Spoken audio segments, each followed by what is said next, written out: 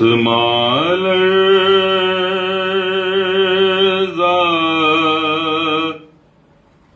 زمیں کانپی سمندر روئے آسمان زمیں کانپی سمندر روئے قبر میں ماں کے لیے جب قبر میں ماں کے لیے جب اصغر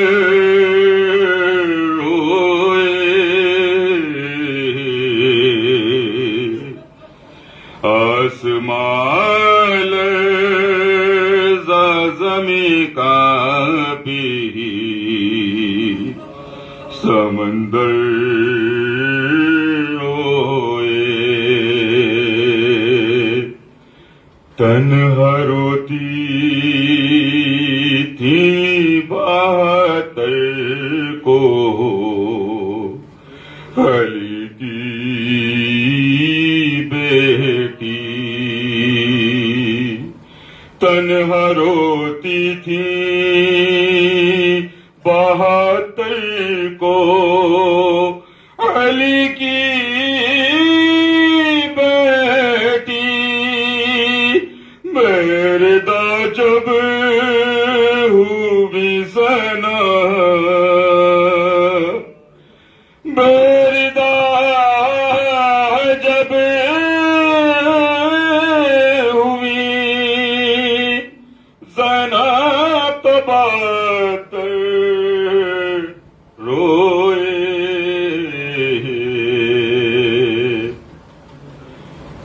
ایسا رویا نہ کسی باپ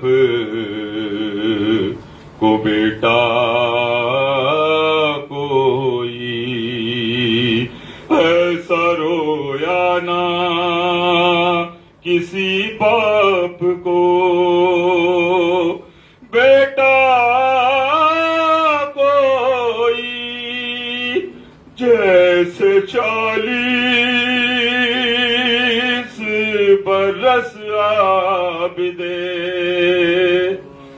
جیسے 40 برس عابد مضطر روئے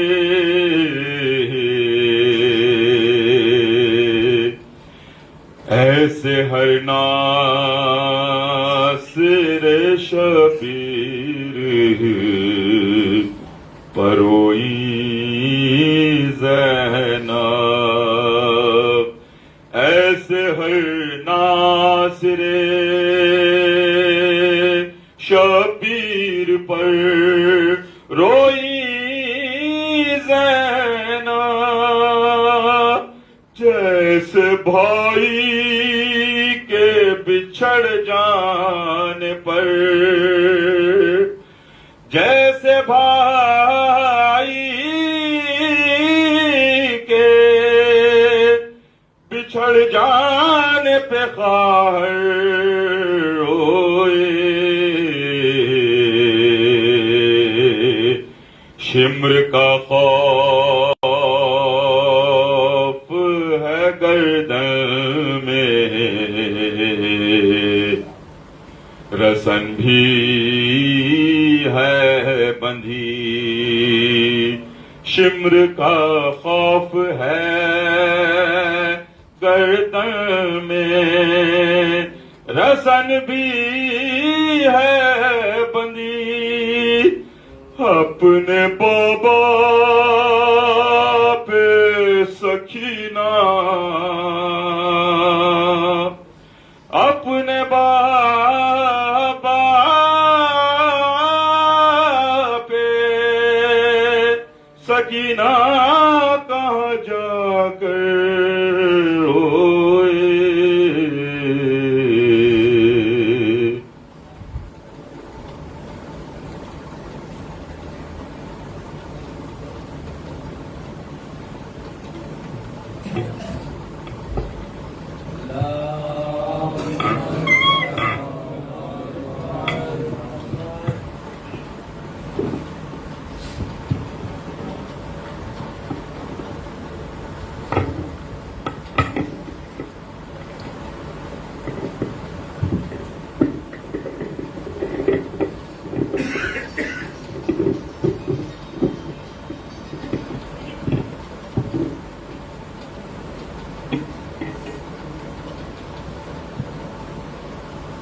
فاتحہ.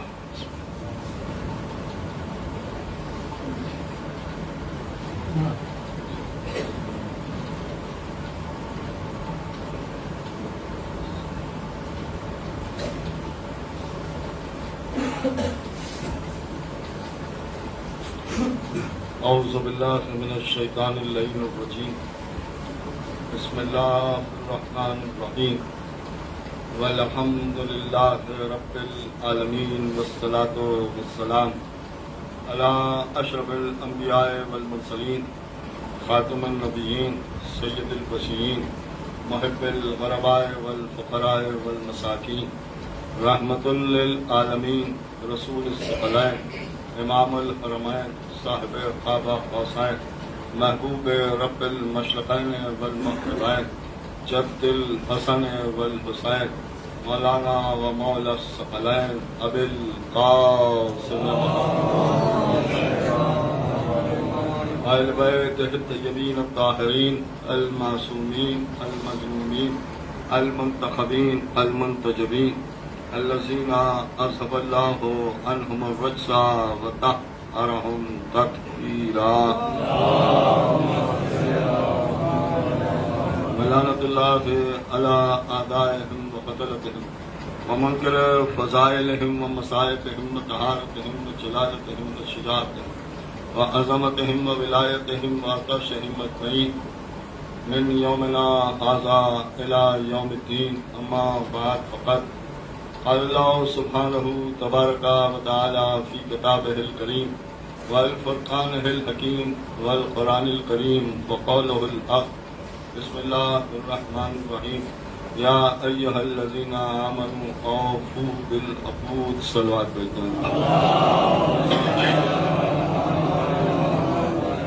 مختصر سی آیت کریمہ کہ وہ انسان لائے تم اپنے وعدوں کو پورا کرو، اور خاص طور سے وہ وعدہ کہ جو ولایت امیر المومنین کے لیے کیا گیا.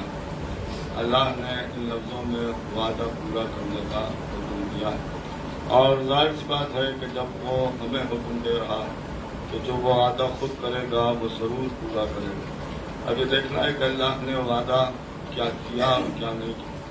تو ایک بہت سیدھی سی بات کہ اللہ نے سب سے بڑا وعدہ جو عالم انسانیت سے کیا وہ یہ ہے کہ ہم تمہیں صراط مستقیم تک پہنچائیں گے، ہم تمہاری ہدایت کریں گے، اور ہدایت کی ذمہ داری تمہاری نہیں ہے بلکہ ہماری. یعنی تبلیغ کا کام تم نہیں کرو گے بلکہ ہم کریں گے. اس کا مطلب یہ ہے کہ اللہ یہ بتا رہا ہے کہ تبلیغ کرنے کا حق کسی کو نہیں ہے بلکہ تبلیغ ہم کریں گے اور سیدھے راستے پر تم آؤ. لہذا یہ کہ میرے کہنے پر عمل کرو. اور دنیا جب تبلیغ کرتی ہے تو دو ہی باتوں کی کرتی ہے، یا دنیا بنانے کی بات کرتی ہے اور یا آخرت سنوارنے کی بات کرتی ہے. اللہ کہتا ہے کہ نہ دنیا کسی کے قبضے میں ہے نہ آخرت کسی کے قبضے میں ہے، بلکہ دنیا بھی ہمارے قبضے میں ہے اور آخرت بھی ہمارے قبضے میں ہے. لہذا اگر ہمارے کہنے پر چلو گے اور ہمارے بنائے ہوئے کو مانو گے تو تمہاری دنیا بھی ہم سنواریں گے اور آخرت بھی ہم سنواریں گے. دیکھیے اللہ کا ایک بہت بڑا احسان عالم اسلام پر یا عالم انسانیت پر یہ ہے کہ اس نے تبلیغ کا کام کسی ایسے ویسے کے حوالے نہیں کیا بلکہ یہ کام اس نے اپنے ذمے لیا. اس لیے کہ اگر کوئی دوسرا تبلیغ کا انتظام کرے گا تو بس انتظام ہی انتظام رہ جائے گا اور تبلیغ نہیں ہو پائے. اس لیے کہ کوئی دوسرا کسی کو کچھ سکھا بھی نہیں سکتا، کیونکہ جس کے دامن پر خود داغ ہو وہ دوسرے کے دامن پر لگے ہوئے داغ کو نہیں چھڑا سکتا. جو خود چور ہوتا ہے وہ دوسرے کو چوری کرنے سے نہیں روک سکتا. جو خود جھوٹ بولتا ہے وہ دوسرے کو سچ کی تبلیغ نہیں کر سکتا. جو خود صراط مستقیم پر نہ ہو وہ دوسرے کو صراط مستقیم پر کیا چلائے گا؟ ظاہر سی بات ہے جو خود نجات یافتہ نہیں ہے وہ نجات کی دوسرے کے لیے ذمہ داری کیسے لے لے گا؟ لہذا اللہ نے آواز دی کہ یہ کام ہم کریں گے اور ہم ہی رہبر بنائیں گے اور ہم ہی ہادی بنائیں گے. تمہارا کام بس اتنا ہے کہ میرے بنائے ہوئے کو مانو اور یا انکار کر دو. اگر مانو گے تو تمہیں نجات ملے گی. اور اسی لیے اللہ نے ہدایت ہی کی خاطر 1,24,000 پیغمبروں کا سلسلہ بنایا کہ جو دنیا میں آتے رہے اور دین اسلام کی تبلیغ زمانے کے مطابق کرتے رہے. آخر میں ختمی مرتبت کو کائنات میں بھیجا.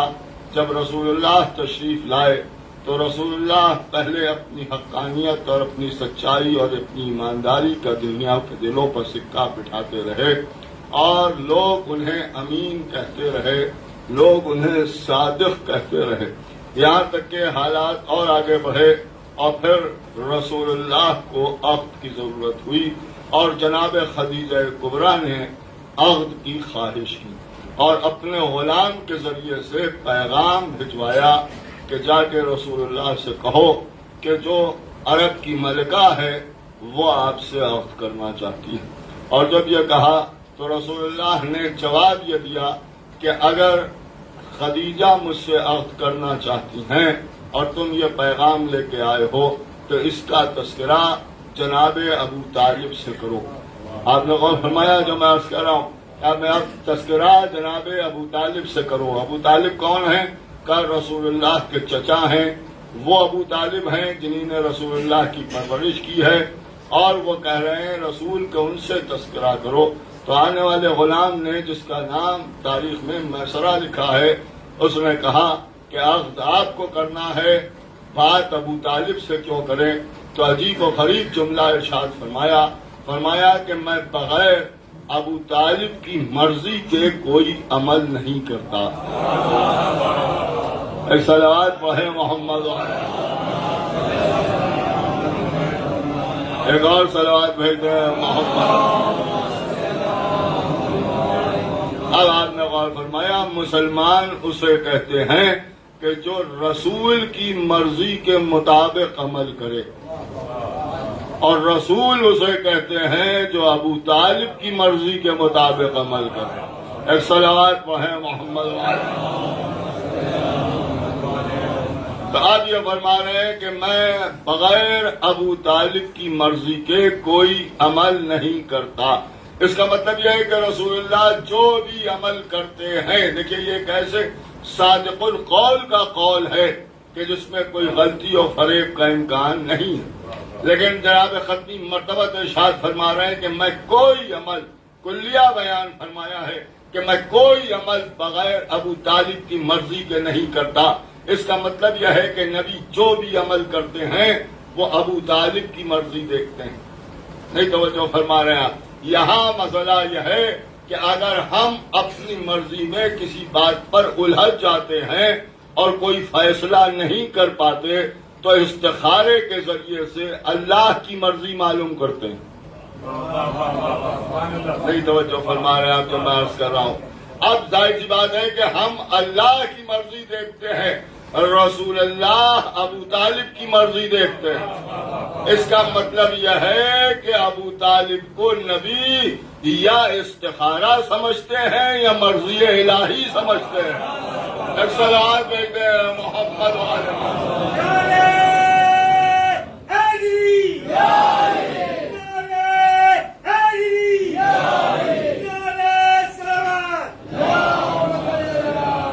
اب میرے خیال سے جو اشارہ ہو رہا تھوڑا آپ حضرات اگر آگے تشریف لے آئیں تو جو حضرات بعد میں آ رہے ہیں ان کو کوئی زحمت نہ ہو، تھوڑا سا آگے تشریف لے آئیے. ایک اور صلوات بھیجتے ہیں محمد. اچھا تھوڑی پیچھے جگہ بھی بن جائے گی تو جو حضرات آئیں گے تو وہ وہاں تشریف رکھیں گے. ایک اور صلوات بھیجیں محمد.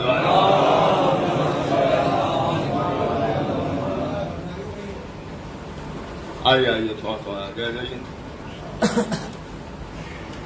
ایک بات یہ ہو رہی تھی کہ لوگ دیر میں کیوں آتے ہیں. میں نے کہا اسلام ہی میں دیر میں آئے تھے تو دیر میں کیوں نہیں. ایک صلوات وہ ہے محمد والے. ایک اور صلوات بھیجتے ہیں محمد. ایک اور صلوات بھیجتے ہیں محمد. تو میں ابو طالب کی مرضی کے بغیر کوئی عمل نہیں کرتا. آپ فرما رہے ہیں. اب ظاہر سی بات ہے کہ یہ تو میں نے آپ کو روایت سنا دی, لیکن میں نقطہ کوئی نہیں بیان کر رہا ہوں. سر میں نے آپ کو روایت سنائی اور رسول اللہ کا قول سنایا, جسے آپ حدیث کہہ لیں یا قول الہی کہہ لیں, جو چاہے کہہ لیں, کہ میں ابو طالب کی مرضی کے خلاف کوئی عمل نہیں کرتا یا ابو طالب کی مرضی کے مطابق عمل کرتا ہوں. اب میں قرآن کی ایک آیت آپ کو سنا رہا ہوں, سمجھنا آپ کا کام. خداوند عالم قرآن مجید پر ارشاد فرما رہا ہے, ما ينطق عن الهوى ان هو الا وحی یوحی. میرا رسول کوئی بات نہیں کرتا جب تک اس پر ہماری وحی نہ نازل ہو جائے. اب دونوں چیزوں کو ملائیے تو آپ کی سمجھ میں آئے گا. اللہ کہہ رہا ہے کہ نبی میری مرضی سے عمل کرتا ہے, اور رسول کہہ رہے ہیں میں ابو طالب کی مرضی سے عمل کرتا ہوں. تو یہ تو ماننا ہی پڑے گا نا کہ جو ابو طالب کی مرضی ہے وہی اللہ کی مرضی ہے, جو اللہ کی مرضی ہے وہی ابو طالب کی مرضی ہے. ایک صلوات بھیجتے ہیں محمد. اور اس کے بعد جب یہ بات جناب ابو طالب سے کہی گئی تو ابو طالب راضی ہو گئے, اور جب جناب ابو طالب راضی ہو گئے تو جناب ابو طالب نے رسول اللہ کے عقد کا خطبہ پڑھا. پوری توجہ سنیے گا. خطبہ پڑھا اور خطبے کا آغاز کیا بسم اللہ الرحمن الرحیم, الحمدللہ رب العالمین. دیکھیے ابھی نبی نے رسالت کا اعلان نہیں کیا ہے, اور جب رسالت کا اعلان نہیں کیا ہے تو قرآن ابھی نازل بھی نہیں ہوا ہے. یا یوں کہا جائے کہ ابھی اللہ کا کلام سامنے ہی نہیں آیا ہے, لیکن اللہ نے اپنے کلام کا آغاز کیا تو بسم اللہ الرحمن الرحیم. ابو طالب نے خطبہ نکاح کا آغاز کیا تو بسم اللہ الرحمن الرحیم. یا تو یہ مان لیجئے کہ اللہ کے انداز سے واقف تھے ابو طالب, اور یا یہ مان لیجئے کہ کلام کے میدان میں جب ابو طالب نے زبان کھولی تو اللہ کو یہ انداز اتنا پسند آیا تو اس نے بھی کلام انہی لفظوں سے کیا جو ابو طالب نے کیا. ایک صلوات بھیجتے ہیں محمد والے. ایک اور صلوات بھیجتے ہیں محمد والے. ایک بات آپ کے سامنے کرنا ہے. آپ تو گیا جناب خدیجہ کبریٰ رسول اللہ کے پاس آ گئی, زوجہ بن کے آئی. آنے کے بعد ساری دولت رسول اللہ کے قدموں میں رکھ دی. بہت دولت لے کے آئی تھی. عرب کی ملکہ کہلاتی تھی, ملکۃ العرب. یہ خطاب ہے. پوری توجہ سنیے گا جو میں آپ کے سامنے عرض کر رہا ہوں. بہت سے لوگ اسلام میں داخل ہوئے اور جناب خدیجہ کبریٰ بھی آئیں. خدیجہ کبریٰ کے آنے میں اور دوسروں کے آنے میں یہ فرق ہے کہ خدیجہ کبریٰ دولت لے کے آئیں اور باقی سب بالکل پیور, میں اپنے ہندوستانی زبان میں کہہ دوں کہ ایسے آئے تھے کہ پیروں میں ہوائی چپل بھی نہیں. ایک صلوات پڑھیں محمد والے محمد. پوری توجہ سنیے. کیا انقلاب ہے. کبھی آپ نے اس انقلاب کو غور کیا ہے جو میں عرض کر رہا ہوں. انقلاب دیکھیے آپ کہ جو ملکۃ العرب تھی کتنی دولت لائی تھی. اس دولت کے لیے ایک واقعہ ملتا ہے کہ ایک روز جناب خدیجہ کبریٰ ایک طرف بیٹھی اور دوسری طرف ختمی مرتبہ تشریف فرما ہوئے اور خدیجہ کبریٰ کے حکم کے اوپر دولت کا بیچ میں انبار لگایا جانے لگا اور دولت رکھی جانے لگی، یہاں تک کہ ایک طرف سے خدیجہ کبریٰ کھڑی ہوئی اور دوسری طرف سے ختمی مرتبت کھڑے ہوئے، اور دونوں ایک دوسرے کو دیکھ نہ سکے۔ اتنی دولت بیچ میں حائل تھی کہ دونوں ایک دوسرے کو دیکھ نہ سکے، اور اس کے بعد تاریخ نے کہا کہ ابھی تو خدیجہ کے خزانے کا ایک گوشہ بھی خالی نہیں ہوا تھا۔ لیکن اسی کے ساتھ ساتھ یہ روایت بھی سامنے آئی کہ اسلام پہنچانے کے بعد یا قولوا لا الہ الا اللہ کی صدا بلند کرنے کے بعد، لوگوں کے کلمہ پڑھ لینے کے بعد، ایک روایت ہے جو سامنے آئی ہے، اب مجھے نہیں معلوم کہاں تک صحیح ہے کہاں تک غلط ہے، لیکن ایک بات مجھے عرض کرنا ہے، لہذا میں روایت پیش کر رہا ہوں کہ اب خدیجہ کبریٰ کی ایک بیٹی، اکلوتی بیٹی، تنہا بیٹی، جو کائنات کی ملکہ کہلاتی ہے، شادی میں جانا ہے۔ خدیجہ کبریٰ بیٹھی ہوئی یہ سوچ رہی ہے کہ شادی میں کیسے جاؤں، اس لیے کہ میری بیٹی کے پاس لباس نہیں۔ یہ دولت کہاں گئی؟ پوری توجہ دنیا، یہ دولت کہاں گئی؟ جو سرمایہ لے کے آئی تھی یہ گئی کہاں؟ اور دوسری طرف ہم نے دیکھا کہ وہ سڑکوں کے فقیر، جن کے پیروں میں ہوائی چپل بھی نہیں تھی، اسلام میں داخل ہو کے غنی بن گئے۔ سوال پیدا ہوتا ہے کہ یہ دولت آئی کہاں سے؟ یہ دو سوال اسلام میں عجیب و غریب ہے کہ خدیجہ کی دولت گئی کہاں اور ان کے پاس دولت آئی کہاں سے؟ ایسا لگتا ہے کہ خدیجہ کی دولت لٹائی جا رہی تھی اور یہ سب لوٹ لوٹ کے غنی بن رہے تھے۔ ایک صلوات بھیجے محمد والے محمد۔ یہ عقد رسول ہے۔ شہزادی کائنات میں تشریف لائیں، ظہور ہوا، اب فاطمہ بھی شادی کے لائق ہیں۔ لوگوں نے پیغام دیے، پوری توجہ دنیا کا پیغام دیے، لیکن رسول اللہ نے انکار فرمایا، اور اس کے بعد یہ ارشاد فرمایا کہ آج کی رات جس کے دہلیز پر ستارہ اترے گا، عقد فاطمہ اسی سے ہوگا۔ دیکھیے، عقد فاطمہ اسی سے ہوگا۔ لوگوں نے کہا ایسا کیوں ہوگا؟ کہ ایسا اس لیے ہوگا، ایسا اس لیے ہوگا کہ فاطمہ کے عقد کا اختیار مجھے نہیں ہے، اللہ کو ہے، لہذا اللہ جس سے چاہے گا اس سے عقد ہوگا۔ لوگ اپنے اپنے مکانوں کی چھتوں پر آ گئے۔ رات بڑی بے چینی سے گزر رہی تھی۔ رات میں بیٹھے ہوئے ستاروں کو گن رہے تھے۔ ہر ستارے پر سب کی نظر تھی۔ دیکھو وہ تو نہیں آ رہا ہے، دیکھو وہ تو نہیں آ رہا ہے، دیکھو ادھر سے تو نہیں چلا۔ رات گزر رہی ہے، سب ستاروں ہی کو دیکھ رہے ہیں۔ ایک مرتبہ ایک تارے نے اپنی جگہ کو چھوڑا، اور جب جگہ کو چھوڑا تو لوگوں نے کہا چلا، اور سب اس ستارے کو دیکھنے لگے۔ جب اوپر سے کوئی چیز آتی ہے اور آپ نیچے کھڑے ہو کے دیکھیں تو ایسا لگتا ہے کہ وہ سیدھی آپ ہی کے پاس آ رہی ہے۔ سب خوش ہونے لگے کہ ہاں یہیں آ رہا ہے، یہیں آ رہا ہے۔ لیکن ستارہ اترتا رہا، یہاں تک کہ مدینے کی سرحد تک پہنچا، اور اس کے بعد اس ستارے نے چکر لگانا شروع کیا۔ اب ایک کے سر کے اوپر سے ہو کے گزرا تو اس نے کہا گیا، اور جب دوسری کی طرف آ رہا تھا تو اس نے کہا آ رہا ہے، پھر وہاں سے بھی آگے بڑھ گیا تو پھر کہا کہ گیا۔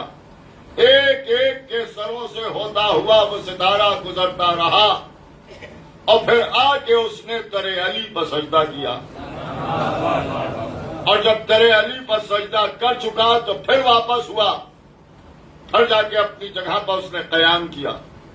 اس میں غور طلب یہ ہے کہ جب آیا تھا تو دیر کیوں لگائی؟ سیدھا تھی کہ سارے صحابی جو ستارہ بننے کی کوشش کرتے ہیں، یہ کیوں ایسا ہوا آپ جانتے ہیں؟ اگر ڈائریکٹ آتا تو لوگ کہتے کہ ستارہ ٹوٹ گیا تھا، لہذا اچانک در علی ہی باہر کے گر گیا، لہذا چکر لگا کے بتایا کہ میں ٹوٹا ہوا ستارہ نہیں ہوں، میں بھیجا ہوا ستارہ ہوں۔ ایک صلوات بھیجے محمد والے محمد۔ یہ ستارہ در علی پہ آیا، اور جب آیا تو یہ بھی آپ کو معلوم ہے کہ شہزادی بھی دیکھ رہی۔ روایت ملتی ہے جب وہ آسمان سے چلا تو شہزادی نے فرمایا اللہ اکبر، اور 34 مرتبہ جب اللہ اکبر کہہ لیا تب ستارے نے در علی پر سر رکھا، تب شہزادی نے فرمایا الحمدللہ، اور جب 33 مرتبہ کہہ لیا تب ستارہ یہاں سے پھر واپس چلا، تو پھر شہزادی نے فرمایا 33 مرتبہ سبحان اللہ، اور پھر یہ ستارہ اپنی جگہ پہنچ گیا۔ جیسے جیسے شہزادی نے فرمایا وہی تسبیح فاطمہ کہلائی۔ دیکھیے تسبیح فاطمہ کہلائی، آپ نے غور فرمایا، اس کا مطلب یہ ہے کہ تسبیح فاطمہ بھی ہمیں علی کی کامیابی کی یاد دلاتی ہے، باقی سب کی ناکامی کی یاد دلاتی ہے۔ ایک صلوات بھیجتے ہیں محمد والے محمد۔ یہی تسبیح بن گئی، اور اسی تسبیح کو اللہ نے ذکر اکبر کہا۔ آپ نے غور فرمایا کہ یہ جو بار بار کہا جاتا ہے کہ اللہ کا ذکر کرو اور یہی ذکر اکبر، تو تمام علماء نے لکھا کہ ذکر اکبر سے مراد تسبیح فاطمہ زہرا ہے۔ لیکن تسبیح فاطمہ زہرا، اس تسبیح کے لیے ایک روایت اور ہے، اور وہ یہ ہے کہ مولا علی نے فرمایا شہزادی سے کہ آپ بہت پریشان ہوتی ہیں، لہذا آپ اپنے بابا سے ایک کنیز مانگ لیے۔ شہزادی رسول اللہ کے پاس آئیں، آ کے فرمایا کہ کنیز چاہیے۔ شہزادی سے رسول اللہ نے فرمایا کہ فاطمہ میں اس سے بہتر چیز تمہیں دے رہا ہوں، اور وہ تسبیح ہے اللہ کی، اور یہ تسبیح تعلیم دی۔ شہزادی خوشی خوشی گھر آ گئی، بڑے سکون سے آپ نے سن لیا۔ ذرا سا غور کیجئے کہ فاطمہ کو جب کنیز کی ضرورت ہوئی تب نبی نے تسبیح عطا فرمائی۔ دیکھیے تسبیح عطا فرمائی۔ آپ نے غور کیا کہ لوگ جو عبادتوں کی بات کرتے ہیں حقیقتاً ان کی کنیزی کا نام ہی عبادت پروردگار ہے۔ ایک صلوات بھیجتے ہیں محمد والے محمد۔ ایک اور صلوات بھیجتے ہیں محمد۔ تو تسبیح عطا فرمائی، اور خدا کی قسم اس گھرانے کی شان ہی عجیب و غریب۔ تسبیح مل گئی، شہزادی نے تسبیح پڑھنا شروع کی۔ خداوند عالم نے جبریل کو بھیجا اور جبریل سے کہا لایا کہ میرے حصول فاطمہ کو کنیز کی ضرورت تھی، آپ فضہ کو حوالے کرو۔ فضہ بھی مل گئی۔ آپ نے غور فرمایا کہ فضہ بھی اس گھر میں تشریف لے آئی۔ ایک واقعہ مجھے جناب فضہ کا یاد آ رہا ہے۔ مولا علی کی شہادت کے بعد یا اس سے پہلے کا واقعہ ہے، اور میں سمجھتا ہوں کہ اس سے پہلے ہی کا واقعہ ہوگا، اس لیے کہ یہ واقعہ خلیفہ تیم کا ہے۔ جناب فضہ راستے میں جا رہی ہیں، ادھر سے یہ خلیفہ وقت آ رہا ہے، کسی شخص نے آ کے بڑھ کے کوئی شرعی مسئلہ پوچھا تو جیسا غیر شرعی تھا ویسے ہی اس نے مسئلہ بیان کر دیا، اور جب مسئلہ بیان کر دیا تو محمل سے فضا نے ڈانٹ کے کہا کہ جب تجھے نہیں معلوم تو کیوں بیان کرتا ہے، اور یہ مسئلہ ایسے نہیں ایسے ہے، اور شرعی مسئلہ فضا نے بیان کیا۔ اور جب جناب فضا نے شرعی مسئلہ بیان کیا، دیکھیں گھر کی کنیز کا علم یہ ہے، تو خلیفہ دویم نے عجیب جملہ کہا جو میں نے کتاب میں دیکھا۔ اس نے کہا خدا کی قسم آل ابو طالب کے گھر کا ایک بال بھی آل خطاب سے زیادہ فقیہ ہے، اور خدا کی قسم فقہ تو انہی گھرانے کا حصہ ہے، اور اس کے علاوہ جو بھی فقیہ ہونے کا دعویٰ کرے وہ جھوٹا ہے۔ نہیں توجہ فرمائے آپ نے غور فرمایا تو بھیا یہ تو بڑے صاحب بھی کہہ گئے کہ ان کے علاوہ کوئی فقیہ ہو ہی نہیں سکتا۔ ایک صلوات پڑھیں محمد والے، ایک اور صلوات بھیجتے ہیں محمد والے۔ اور خدا کی قسم اگر ان کے در سے انسان وابستہ ہو جائے تو اس کا کوئی کچھ بگاڑ نہیں سکتا۔ یہاں پہ حذیفہ یمانی واقعہ بیان فرماتے ہیں، اور فرماتے ہیں کہ ایک علی کا چاہنے والا، جو بزرگ ہیں بڑے غور سے سنیں، علی کا چاہنے والا شیعہ مولا علی کی طرف پڑھا، اور حضرت علی نے اسے دیکھا، مسکرائے، محبت کی نظر ڈالی، اس لیے کہ چاہنے والا تھا، اور اس کے بعد فرماتے ہیں کہ ہمارے شیعہ کا معیار دیکھو کہ کیا سوچتا ہے۔ دیکھو تو دنیا کا عجیب و غریب واقعہ تھا یہ کہ اس وقت بھی وہ طاقت والے کام کر رہا تھا اور سن رسیدہ تھا۔ مولا علی نے اسے بلایا اور بلا کے فرمایا کہ اب تم بوڑھے ہو گئے ہو۔ چاہنے والے نے جواب دیا کہ آپ کی خدمت کرنے میں بوڑھا ہوں، اس لیے کہ مجھ میں اتنی طاقت نہیں ہے کہ میں آپ کی خدمت کر سکوں، اس لیے یہ ضعیفی ہے۔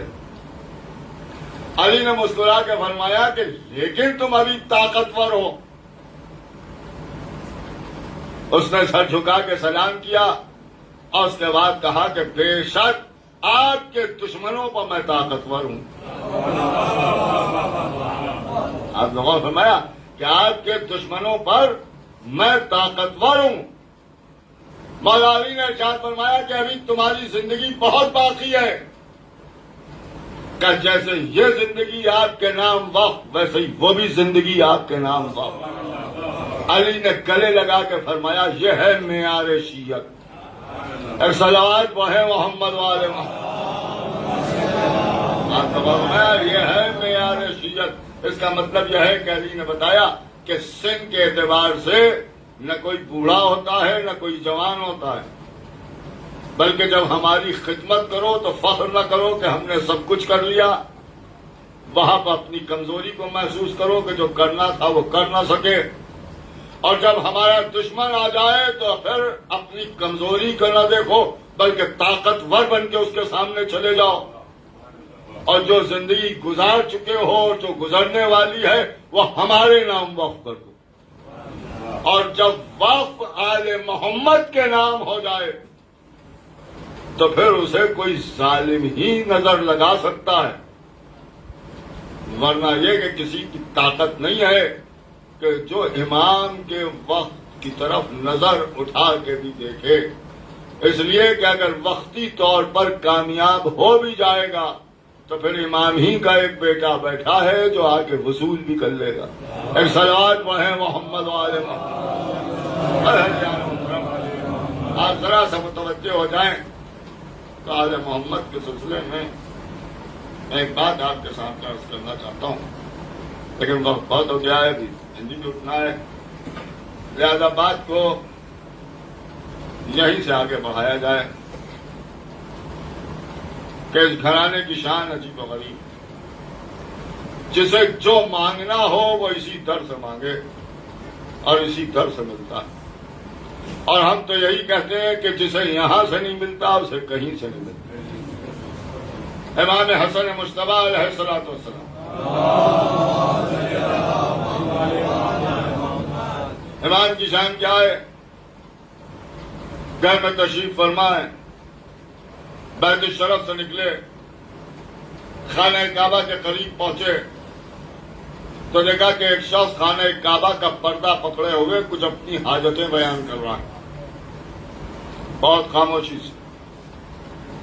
امام آگے بڑھے، اس کا ہاتھ پکڑا، لے کے بیت الشرف میں آئے، غلاموں کو حکم دیا جو کچھ وہ وہاں مانگ رہا تھا وہ امام حسن نے یہاں عطا کیا، اور اس کے بعد اور بھی بہت کچھ دیا. اس نے کہا مولا یہ کیا ہے؟ کہ یہ تو وہ ہے جو تو خدا سے مانگ رہا تھا، اور یہ وہ ہے جو میں تجھے عطا کر رہا ہوں. آپ نے غور فرمایا کہ دو باتیں ہیں، کچھ بغیر مانگے ملا اور کچھ اللہ سے مانگا مگر ملا امام حسن سے. اس کا مطلب یہ ہے کہ اگر اللہ سے بھی مانگو گے تو ملے گا اسی در سے.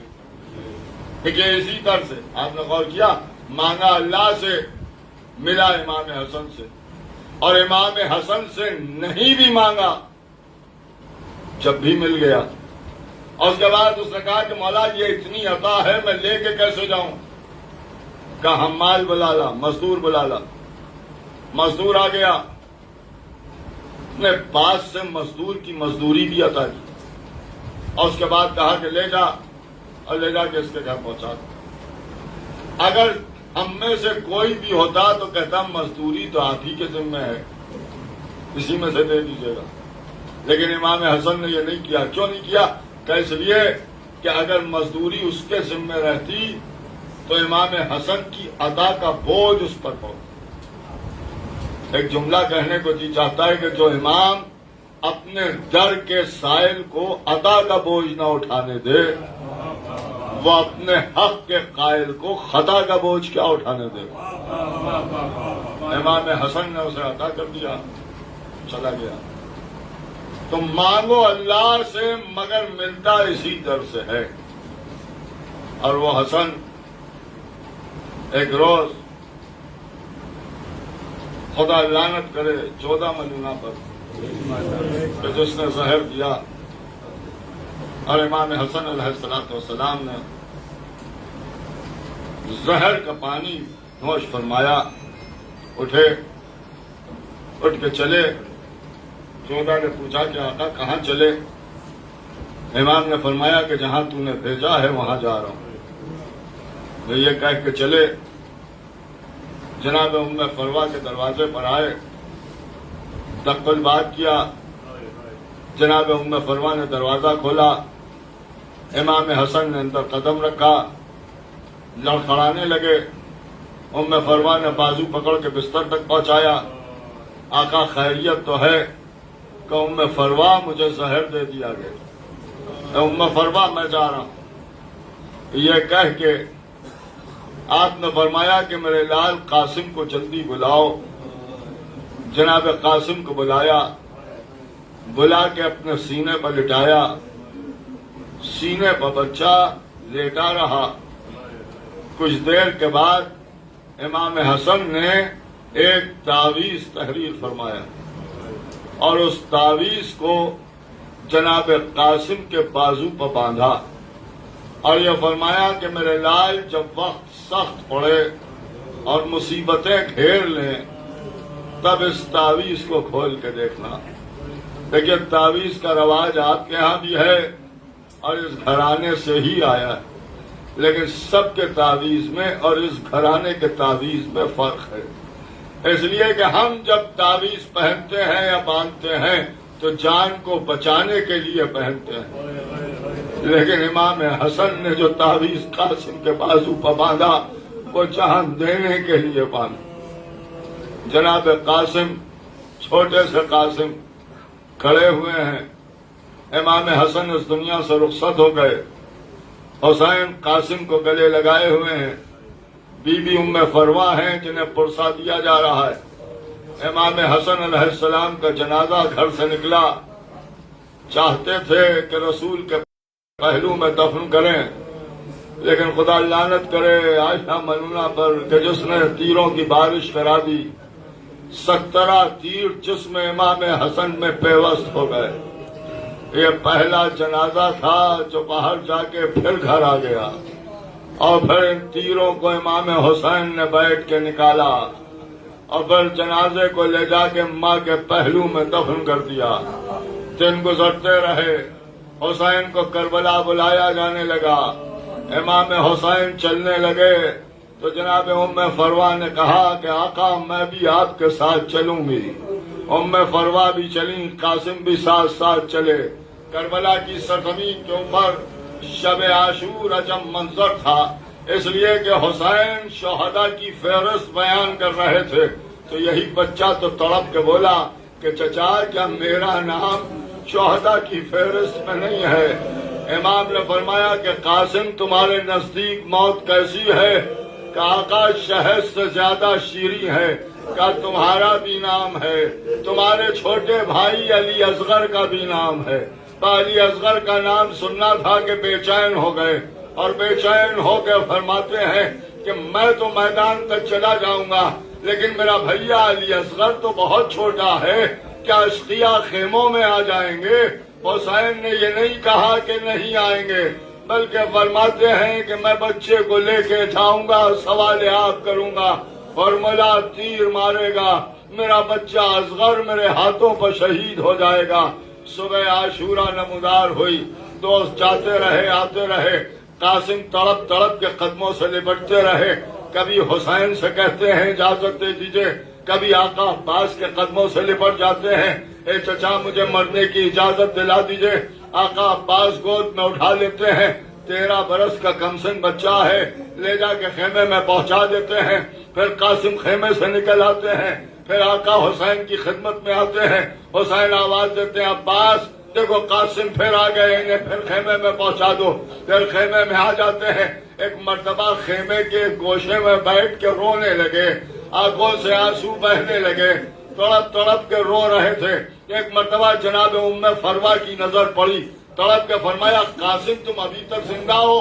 क्या उस पहुंच जाओगे कि जब अब्बास मारे जा चुकेंगे? मैं इतना कहना था कि कासिम कहते हैं कि अम्मा हम क्या करें, चचा इजाजत नहीं देते। माँ भी पास बैठ के क्रिया कर रही है कि एक मर्तबा ख्याल आया और माँ ने कहा कि कासिम तुम्हारे बाजू पर तुम्हारे बाबा ने एक तावीज बांधा था, कहा था जब मुसीबत सख्त हो अब इससे बढ़ के मुसीबत क्या होगी, खोल के जरा देखो कि तावीज में क्या लिखा है।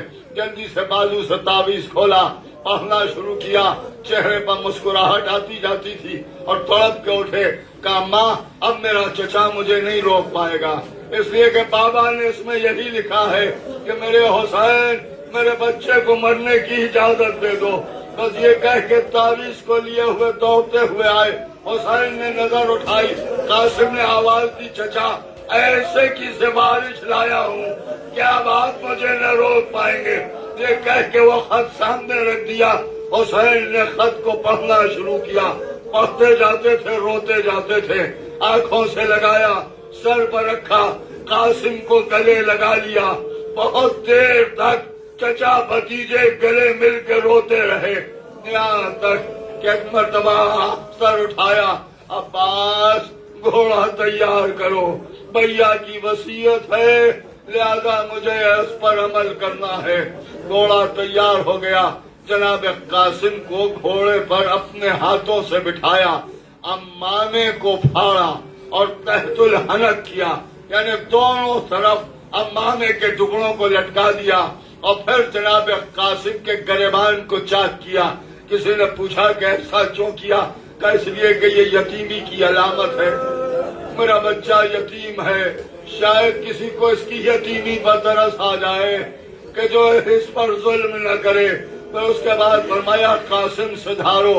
कासिम करबला में जाते जाते पलट के कहा चचा अब्बास अब मैं लड़ाई करने जा रहा हूँ, चचा मेरी लड़ाई को देखते रहिएगा। आगे बढ़ के आका अब्बास ने पेशानी को चूमा, मेरे बच्चे जाओ, ये चचा देख रहा है। कासिम चले, तलवार चलने लगी, वार पवार होने लगे। अजरक शामी के 4 बेटों को कत्ल किया, फिर उसे भी कत्ल किया, फिर फौज पर हमला कर दिया। अब्बास कह रहे हैं सुभान अल्लाह, माशा अल्लाह। हुसैन गड़े देख रहे हैं, क्या कहना मेरे लाल क्या तलवार चला रहे हो। जनाब कासिम तलवार चलाते हुए आगे बढ़ते रहे। अब नरगाए आजा में गिर गए। अब हुसैन बुलंदी पर है और बुलंदी पर खड़े होके देख रहे हैं। अब्बास देख रहे हैं कि मर्तबा हुसैन ने आवाज दी अब्बास मेरा कासिम नजर नहीं आ रहा है। आका अब्बास ने घोड़ा दौड़ाया, हुसैन भी घोड़ा दौड़ाते हुए मैदान की तरफ चले। ए कासिम किधर हो, ए कासिम किधर हो। एक तरफ से आवाज आई ए चचा इधर आ जाइए। आप सुनेंगे क्या हुआ। लईनों ने कासिम को जिंदगी में पामाल करना शुरू किया। रोइए, एक यतीम का मातम है। ये क्रिया कीजिएगा तो ये सोच के कीजिएगा कि एक यतीम का मातम है, एक बेवा को पुरसा देना है।